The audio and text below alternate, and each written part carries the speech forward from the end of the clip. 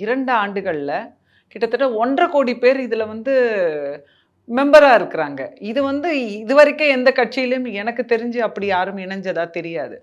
அப்ப இத்தனை பேர் இணையிற இந்த கட்சியில, புதிய ஆட்களுக்கு வந்து இப்ப தான் இவங்க கட்டமைக்கிறாங்க. ஒருத்தரையும் வந்து கட்டமைக்கிறாங்க. ஒரு பணிகளை கட்டமைக்கிறாங்க. அப்படி இருக்கும்போது யாருக்கு என்ன பொறுப்புகள் குடுத்தா சரியா இருக்கும் அப்படிங்கிறத தலைமை வந்து முடிவு பண்றாங்க. தேர்ந்தெடுக்கப்பட்டு இதுவரை பொறுப்புகள் வழங்குனவங்க எல்லாருமே ஓரளவு அனுபவம் உள்ளவர்கள். அவங்க துறையில அப்படி இருக்கிறவங்கள தான் வந்து இந்தந்த பொறுப்புகள குடுக்குறாங்க. எல்லாருக்குமே வந்து யாருக்கு என்ன அப்படின்றது வந்து தெரிஞ்சிருக்கு. அதை நோக்கி நமது பயணம் இருக்கும். இன்னும் இளைஞர்களும், பெண்களுக்கும் வந்து பெருவாரியான வாய்ப்புகள் இங்க இருக்கு. இன்னும் படித்தவர்கள், கற்றவர்கள், நெறைய அனுபவம் உள்ளவர்கள் எல்லாரும் நம்மளுடைய வெற்றி கழகத்துக்கு உள்ள வாங்க. உங்களுக்கான கதவுகள் விலாசமாக திறந்திருக்கிறது. நல்ல வாய்ப்புகள் காத்திருக்கிறதுன்னு தான் எல்லாரையும் நான் கூப்பிடுறேன். ஓகே. நீங்க கூப்பிடுறீங்க. ஆனா உங்கள யாரு தாவேக்காவுக்கு அழைச்சது?